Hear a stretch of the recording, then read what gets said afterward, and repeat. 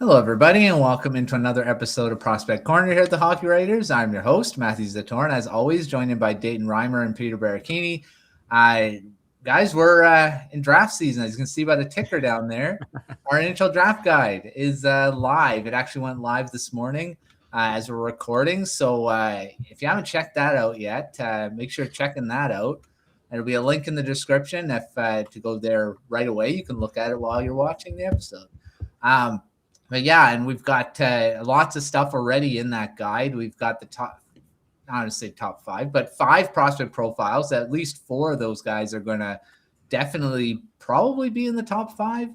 And Albert Schmitz might end up being there too. So we've got 5 profiles live. I might be a few more out there already as you're watching this episode. So already off and running. So Peter, how's it going? It's going great. Yeah, like you mentioned, we're in draft season right now. Really happy for this time of year where, basically all the info that we have throughout the year, it's still an ongoing process, but we have a general idea of where everything is right now. And, we got a lot of our top names, or a good amount of our top names out early on, which is always good. But it doesn't stop here. It's going to be an exciting couple of months right now. For sure. Dayton, how's it going? Also good. Yeah. Even better because of the news from the Ottawa Senators this morning. Mm-hmm. They got their pick back, which I don't know why the NHL is dragging their feet so much. Yes. Based on precedents, it should have been given back a long time ago, but we don't have to get into that today because it's a good day. Yeah, so they've got a pick now in the first round. They sure do. So now you can write about draft targets for the Senators for the first round. Love it, which is good. But today we're going to dive into Peter's latest draft rankings, which are now part of that draft guide. So you can check that out. So Peter, there has been a change up at the top, which pretty obvious why that is with how he's playing in the NCAA. So let's go through your top 5. Yeah, definitely a change at the top right now. Another changing of the guard. It's Gavin McKenna at first overall right now.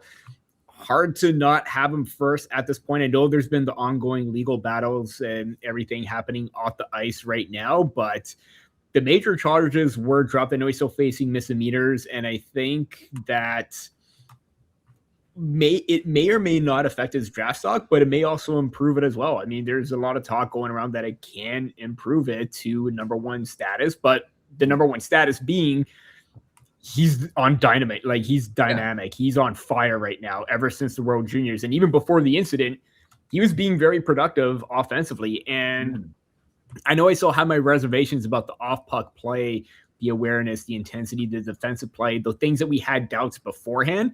He has improved in those regards, especially as of late, which is a good sign that maybe the transition just needed to take effect a little bit. Mm-hmm. But it's hard not to have Gavin McKenna at first overall right now. And this is tough for me too, because Ivar Stenberg is number 2. And the season that he's had in the SHL as an 18-year-old, it cannot be overlooked. It's literally them 1-2 going back and forth throughout the whole entire year. Like, what do you value more? And Dayton mentioned this in his profile on McKenna. Do you value like the high skill ceiling player, what you're getting right now, or do you look to the future of what Stenberg can be? And it was really tough to move Stenberg down just 1, but it's still going to be a hot topic in debate going forward on who's going to be the number 1 pick. Right now it's McKenna. Stenberg is a very close 2, and I think they're easily 1A, 1B at this point. But Stenberg's production as an 18-year-old, only behind the Sedin twins as an SHL draft eligible player, impressive regardless. And you saw the compete, energy, and skill that he brought at the World Juniors. Same thing against grown men and the competition that he faced every night in the SHL. At 3, I don't think it changed since the last time. No, it has changed since the last time. At number 3, he was number 5 before. It is Caleb Malhotra with a lack of high-end center depth. Malhotra is definitely proving that he could be that high-quality, at best second-line center, but playing potentially to be a top-line center where he could do it all. Great off-puck awareness, great defensively, very dynamic offensively when he's carrying the play and he's in control. Really great playmaker, underrated shooter. He can do it all. And the way that he's consistently getting better and being relied upon as a big producer and important player for the Brantford Bulldogs, it's kind of hard not to have him in that top 3. I know there's talk about him top 5, but he's a top 3 player for me and the top centerman right now in my eyes. At forwards, Chase Reed from the Sioux Greyhounds, kind of other debate, who's going to be the first defender off the board. I know there's still talk about his defensive play, how can be a little bit aggressive, can get caught out at times, but he's just so dynamic as a puck-moving defender. He's so composed. He's got great awareness. He activates as kind of like that fourth forward, but there are times where he knows when to attack and not, and when he does, he's one of the first players back to help out defensively. So he's got that development game going defensively. He could elevate that now that he's already got his offensive game down pat. And at 5, it is tough to see Keaton Verhoff drop, but, with the size, mobility, the right-handedness that he brings, he's definitely a top defender in this draft. It all depends on what you value more. Do you value a little bit more of a two-way skill set? But Reed is definitely playing into that regard as well. I really like his activation. The way he cycles is just so smooth. The way he gets into the open ice for a shot, he's very lethal from the point. He's got a very, very smooth release. Verhoff rounds up my top 5.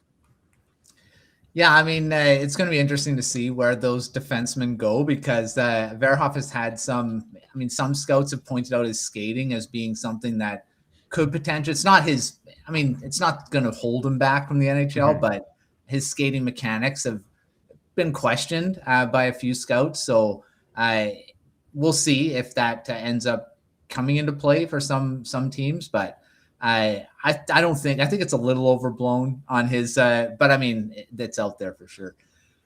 All right, Dayton, now what'd you think about this top 5? Yeah, top 5 is pretty good. Of course, I have a few differing opinions. I've been a Stenberg fan since the World Juniors. I think he's the most complete player right now. And so if you're going to be drafting someone to help your team immediately, you got to go Stenberg. McKenna, I think, offers a higher potential, right? He could be a frequent, all-star selection, 100-point player, but I think there's also a higher risk that he doesn't hit that. So I think between those two, that's where I'm sitting. I've also seen people putting Chase Reed up at the first pick. That's a little bold for me at this point. Yeah. He is a dynamic defenseman. I wouldn't be surprised if he's the first one off the board. Him and Verhoff, very, very good players. I would see them as top 5 guys. I don't know if I see them as top picks. Malhotra, I know you've been a huge fan of him. I'm also a big fan. I don't know if I'm top 5 big fan, but he is a fantastic player. And I get why someone would put them in the top 5. He's got a lot of skills that are tough to ignore.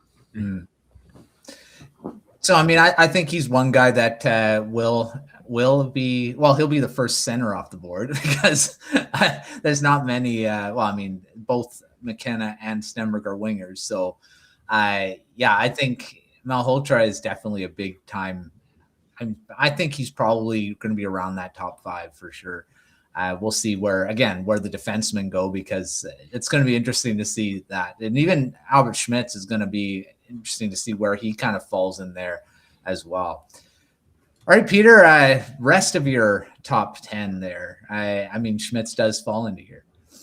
He does, yeah. We'll get to him momentarily, but at number 6, I have Tynan Lawrence from Boston University, and kind of like, some of the other players here, the transition may not have gone well production-wise for him, but I did like a lot of the aspects that he brought that was still translatable from the USHL to the NCAA.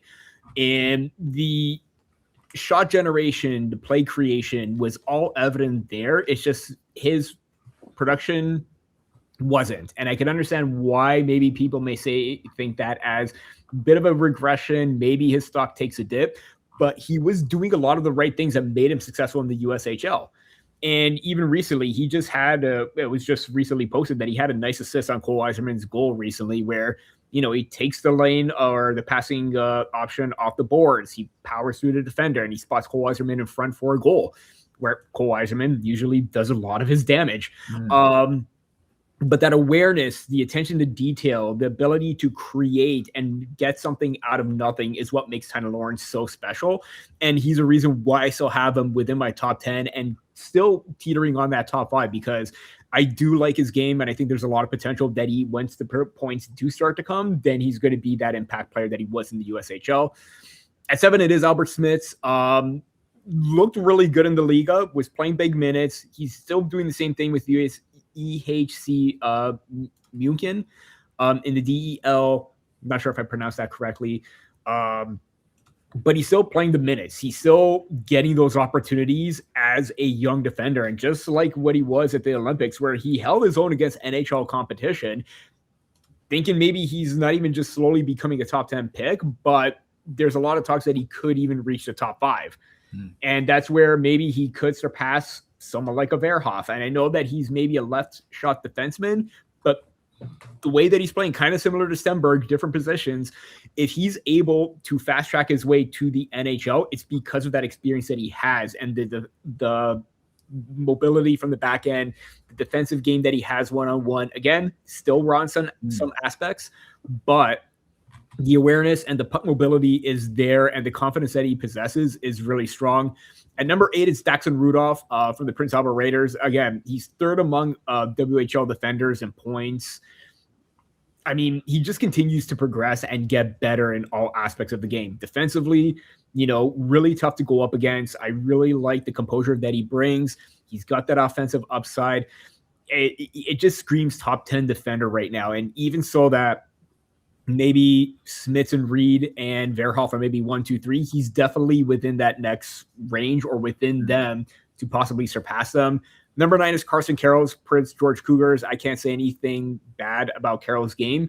I know that maybe he was relied on too heavily at the World Juniors, but his league play is just outstanding. The competitiveness, the well-rounded game that he possesses, the defending well against rushes, one-on-one coverages, activating in the offensive zone, getting to the shooting lanes and making an impact. It's just outstanding. And Dayton, I know you kept a close eye on the WHL top prospects game, but both Daxon Rudolph and Carroll's really stood out in a big way. And number 10, kind of a big surprise, but not really because of, the talks within the circle. Oscar Hemming at number 10 from Boston College of the NCAA. And again, you would think that a guy that has missed the first 3-ish months of the of his draft year because of some contract issues where he can't play in the OHL. If he plays in another league, it'll take away his international status. So the NCAA was the route, and he has looked really good. It's like he hasn't missed a beat. And the way that he continues to use his size and speed to his advantage, the offensive game is going to come kind of similar. Like, he has been a little bit more productive than, let's say, a Tynan Lawrence. But the fact that he hasn't missed a beat and he's still being that, bull in a china shop kind of player where he's a little bit aggressive, takes away the lanes, really pressures opponents, and then steals the puck and then quickly goes the other way. Really like the power game that he brings. And he may be within that lottery section of maybe 10 to 15, but it's not out of the realm of possibility that he could be a top 10 pick. And he's in my top 10 right now. Yeah, Hemming has been really impressive in the NCAA since he's been in there. It doesn't looked out of place at all, which is great. And we'll see if that does affect his draft stock a lot in the draft, but definitely did for you, for sure. Right, Dayton, what about you? I mean, there's some, again, like Peter mentioned, a couple WHL guys in there. And the top prospects game was really impressive for those two. And what do you think about the rest of this top 10? Yeah, I think with that top prospects game, you had Rudolph and Carroll's prove that they are two of the best players available in the WHL. They just played such complete, smart, hardworking games, and it showed on the score sheet. I believe Carroll's was on every goal that his team scored. Rudolph, not so much, but just playing a really, really solid, patient defensive game. Every time I've seen him, I'm a big fan. Carroll's I finally got to see live, and they destroyed the the Saskatoon Blades for nothing, which was unfortunate because I invited my in-laws out to watch that one. But you got to see Carson Carrolls, and my brother-in-law, big Calgary Flames fan. He wouldn't look too bad in a Flames jersey, that's for sure. Yeah. Because he's just a really, really complete defenseman. He does have that left shot, which maybe isn't as important in some drafting circles. Rudolph has the right, but maybe you're now seeing some guys load up on the right side, and they need those left guys.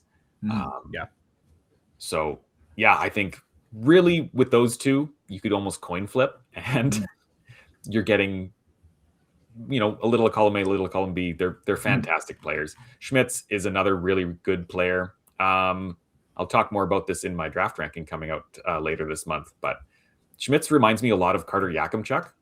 I don't know if that's a strange comparison. He's got so much offensive ability, and then maybe the defensive end not as well developed. He's trying to kind of take his team on his shoulders, which is what Yakimchuk was doing with the Hitmen in his draft year. Made for some fantastic plays. So I don't know. I'm seeing some comparisons, and not sure if anyone else is. Hemming is a fun one to watch as well. Yeah. I have less complaints with this next top five. I didn't mention anything about Lawrence, but I think he's easily the second center off the board. He shows some really, really high dynamicism in his game. Yeah, it's a good top 10.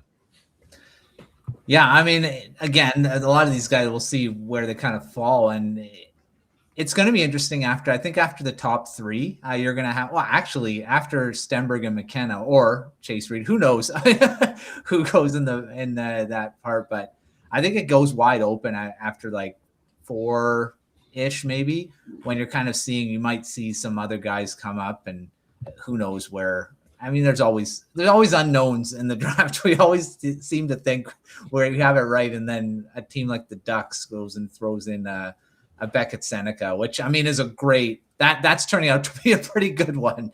What does he have? Like over 20 goals now this season. So, that's looking like a pretty good pick for them.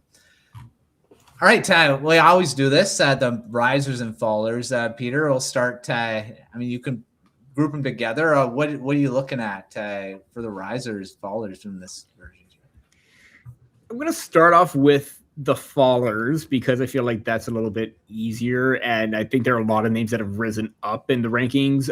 What is Ethan Belchet's? And that's not a knock on the power forward game. I mean, he's already got still managing at least 30 goals and 60 points in the junior season, and I know he's been also dealt with an injury as well. But it kind of felt like before that, his play was a little stagnant, really good at times, really not. It's kind of like hit or miss overall, where he's doing a lot of the right things without the puck. It's just maybe I want to see a little bit more of that dominance and assertiveness that he had before. Ryan Lynn dropped a bit, not too far off, but I'm really a little bit more going to focus on Xavier Villeneuve, where he has missed a lot of time. And even before then, his play was okay. Still has the potential to get back into the lottery contention. He's at 20 for me. I believe he was at 11 in my January rankings. Again, it's still that Lane Hudson comparison with the dynamicism offensively. Whether or not he's still able to push back and bounce back a bit, it's all, I'm not saying it's all up to him, but it all depends on his play. And also a lot of other names have really stood out during his absence. So he's got a lot of work to do. Ryan Rubrick, again, I probably mentioned it last time as well, where maybe he's just teetering on that first round. And again, it's the consistency, it's the engagement, it's the lack of dominance where we know he can be that kind of player, and it's just not there. The other one, and this was mentioned to me in not a lot of, but one comment about my rankings about Oliver Savant to drop into 22nd. I really hate myself for putting him that low. I admit it. Not a knock on his play, not a knock on anything. It's just that with the way that other players have stood up and have looked a little bit more dynamic and impactful, I get that Savanto has a lot of top 6 center upside and a lot of NHL ready elements to his game. I definitely agree. It's just that there's a lot of guys that looked really good this season, and that's not a knock on Savanto's game. I really like it. I really like those composed two-way centers where not cheating or being too creative really hampers their play. He does the little things right, and the simple plays always work out for him. I'm always a big fan of that. It's just a little disappointing for me, even to have him that low. May have to change that to make it seem like he's in a middle tier spot. And yeah, that's it for the fallers. In terms of risers, I mean, there have been a few of them. I'm going to start off with Dayton's love for the Ruck twins. It was I had Liam in my preseason rankings because I did find Liam to be a little bit better last season with Medicine Hat. Looked a little bit more engaged, even at the Helenka Gretzky. I thought he was really good as sort of like that secondary score, support player for a lot of the other names there. But man, he's just on another level. Him and his brother are basically tied neck and neck for the league lead in the WHL. And the talk of Liam rising up as high as I did, and maybe a little bit too high, it may not agree with some, but he's just dominating. And how much of that effect is his twin brother, I really don't care. But he's doing what he's doing well. And that's being not necessarily a pest, but a thorn in the opposition side, getting in on the attack, being aggressive, and being a finisher. Whereas Marcus has entered my top 32 as well. A little bit lower than Liam, but still the playmaking, the vision, the awareness. And again, if it's that build off and feed off his twin brother, again, I don't care. He's spotting lanes very well, whether it's going to be his twin brother or not, whether they're going to be on the same team or not. He has that vision, and that to me really stands out, and both of them deserve to be in my top 32. I really did like Adam Novotny. I think throughout the whole entire season, he has moved up tremendously, and I think he found his groove. I like to compete. I love the awareness that he brings offensively. He moved up a couple spots to 12. And the other one is Alexander Command. I know I talked about him about getting a little bit more, attention, a little bit more love. And he was, I believe, 31 or 32 for me previously. 31. He's now within my top 25. Really like the game that he brings, the smoothness to skating. He's not flashy, but effective with his offensive skill set. He doesn't need to be that, player that makes you or gets you off your seat and say, wow, what a really great play that he made. It's everything, the little aspects and details that he brings to the game that really stands out for me. And really liked his game up until this point. It's risen up, so that's a good sign. And I just want to focus some names outside of the first round. I'm probably rambling on a little bit, but Tommy Bleo from the Moncton Wildcats in the QMJHL, he is on fire as a right shot defenseman, offensive-minded, really, really making himself known as possibly not just as an as a mid-round second, but early second, possibly a first. Who knows? Really liked Jonas Lagerberg-Hohen from Lexans. I really like the game that he brings, the power, the shots, the ability to find the open space and push his way through up the middle. Those are two names that really caught my eye. And even Ryan Brown from the London Knights too. I think his stock is rising up in terms of being an unknown commodity into being something worth of a second round as early as a third round pick or late as a third round pick as well. We'll see what happens, but those are some of the underrated names outside of my top 32. Yeah, we'll be talking a lot about those more underrated guys. We'll have a full episode on those guys. So stay tuned if you like those types of prospects, because those are the ones that maybe stand out later down the road as potentially really good picks. All right, Dayton, what did you see for the risers and fallers from this edition here? Yeah, two guys who jumped up a little bit were Ilya Morozov and Nikita Klepov, two guys that I've quite enjoyed watching recently. Klepov has has a lot of really good skills. Great shot. He's really creative and deceptive in how he releases it. He seems very dynamic. I've thought about moving him up even further than where you have him at 18. He's just a lot of fun. I think there is some very high potential there. Of course, when you're getting past that top 5, top 10, you're talking about a pretty big risk, especially with this class. I think there's been a lot of talk where it's not as strong as some people thought. Other people will be quick to say that it's exactly how strong we thought. You got 1, 2, maybe 3 names at top, and then everyone else is like, hey, maybe. Yeah. It's that kind of class where you might have some hidden gems in there, but you're going to have a lot of big swings, I think. And so if we're talking big swings, Klepov is a great one. Yeah. Morozov as well. I think he might be one of the hardest working players I've watched so far. Just a great work ethic. He gets it done. And it's not pretty, but it's done. And I think that speaks a lot to, his mindset. It's just like, he's going to make mistakes. He's the youngest player in NCAA, I believe.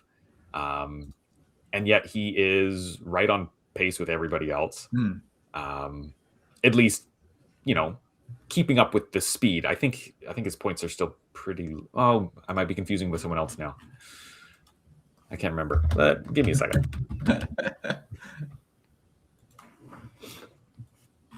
I've watched a lot of tape in the last little bit. Oh yeah, no, he's got like 20 points. So he was the guy I was thinking of. Yeah, so he's doing perfectly fine. And he's just committed to like getting better and improving. And I think you could see him move up beyond that 21st spot that you have him. He's interesting. One faller I noticed. I'll talk about 2 here. Why not? JP Hurlbert. I can see why he would dip a little bit. He's very good with the puck. Yeah. Without it, different story. In my opinion, I think someone who is that good with the puck outside of the top 10 take that swing. There is a reason he has led the WHL in points.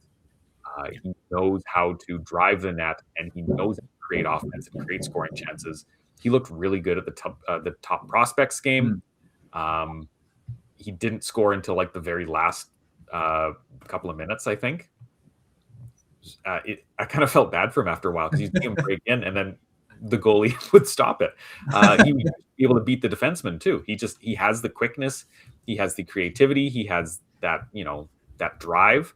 You don't notice him as much on defense, so I get it.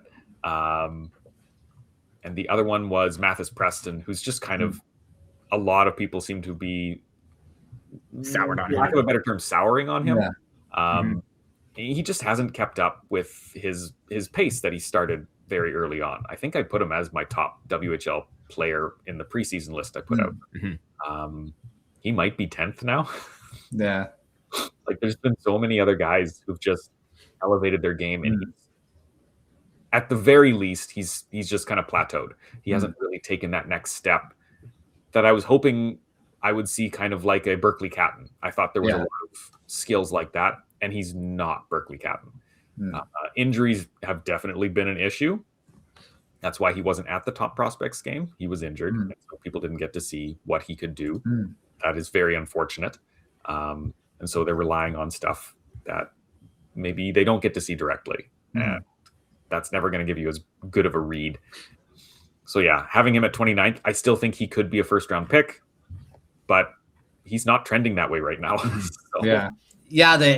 The thing is I mean, Hurlbert, I'm in the process of writing his prospect profile, and I do agree with this. His defensive game does need work for sure. But I mean, I've always been, and I've said this many times in the show, is that you can teach the defense, the offense, and puck skills and all that stuff. They have it. Take the chance. And I mean, you can develop that defensive game. It's a lot tougher to develop an offensive game if you don't have it already. So yeah, I think he'll be fine. It's just, I mean, he might fall a bit. He's still first round pick for sure, but we'll see where he goes. All right. Well, make sure checking out Peter's full rankings there. That'll be a link in the description as well. So you can take a look at that. And before we go, we're gonna do a quick fire, I guess. We did kind of allude to who we think will be first overall, but just quickly, Dayton, I'll give you a lot. Who do you think should, not could, who should go first overall? I think Stenberg should go first overall. I understand that McKenna does have a very high potential, but I think you are taking a significant risk with him. I think there is a good chance that he doesn't hit that potential. I think there's a good chance he becomes a very reliable NHLer. But if you are banking your team on him, I think you might be misguided. So I would go, if I'm going to give a quick top three, I would go Stenberg first, then I'd go McKenna, because you can't leave that on the table for too long, and then I'd go for Chase Reed. Mm-hmm. All right, Peter, you have that top three, or I still have rankings don't say that, but yeah, I still have Malhotra as my three. I still think he's the top center. I like the pace, I like the speed, I like the energy that he brings on both sides of the puck. Again, I have gone back and forth, even leading up to this ranking. I probably at one point had Stenberg, and then McKenna switched it up. I think you can't, to be honest, I don't think you could go wrong either way. I think that if you want someone that could fast track right away, then Stenberg is your guy. But if you want that skill, deceptiveness, and the ability to draw players in like McKenna has shown, especially the last two, three months or so, then how, kind of like Dayton, how can you pass that up? Even if he's at 2, you can't pass that up for long. Again, this is probably going to change. I'm probably going to pick McKenna right now. Stenberg, again, it's close 1A, 1B situation, and then Malhotra 3. But it wouldn't be surprised that after we record this, I'm going to change it up and be Stenberg 1, McKenna 2. So this is a really tough call. It really is. Well, as a writer of the team that's going to finish last in the NHL right now, barring a ridiculously long winning streak for the rest of the season, they are 11 points up on or down, however you want to say it. I guess it's the reverse standings. So they're 11 points up on the next worst team, the Calgary Flames. So this is tough. I've flip-flopped as well. I mean, I know I said Var Stenberg, I believe it was a couple episodes ago, I was saying, yeah, Stenberg will be fine. McKenna, what he's been doing in the NCAA lately, I would love to see that in the Canucks uniform. It's just, I don't know. I looking back at history, Canucks like their Swedes, and Stenberg, I find it hard to believe they're going to pick McKenna over him with this management as well still in place. And I mean, even Alvin has gone on record saying that he likes he's mentioned Stenberg. He hasn't mentioned as much of McKenna, which is interesting to me. He's mentioned Verhoff over him. So I'm not really, if you go by what interviews have been, but for me, I go McKenna because I think he just has the higher ceiling offensively. And the Canucks need a guy that could draw in the fans. Not saying Stenberg wouldn't, but I think McKenna's going to maybe change that, maybe the positivity around the team more than Stenberg. But I'd be okay with either. I think they're both going to be ridiculously good players. And it'd be great if the Canucks could get one of them. So either way, if they get first or second overall, they're going to get one of them. So that's totally fine. So yeah, but right now, as of right now, I'll go McKenna. All right. Well, we'll see if that changes as we keep going. We'll ask keep asking the question. But thanks, Dayton. Thanks, Peter, for coming on. As always, talking prospects in the draft. Make sure to check out our 2026 NHL Draft Guide, which is live right now. More prospect profiles will be coming out. We got 5 so far. More coming in the next week. Tomorrow there'll be more out. So yeah, we're just going to keep loading that draft guide with stuff. So keep checking it because more will be added along with countdowns, all this bunch of top 10 lists. That'll be later on, but we will be getting those out as well, feature articles. So lots of fun stuff to come, and more rankings. Dayton, you mentioned yours coming out soon, so keep an eye out for that. We got Jordan just released his not that long ago. Andrew did as well. So we've got lots of rankings out there to take a look at. So you should check that out, and our Substack newsletter if you haven't subscribed to the Prospects edition to keep up to date with all the draft profiles that are coming out. There will be a daily one. It's going to start becoming daily because we're going to have prospect profiles to put in it. So subscribe so you don't miss anything. But until our next episode, we will see you next time.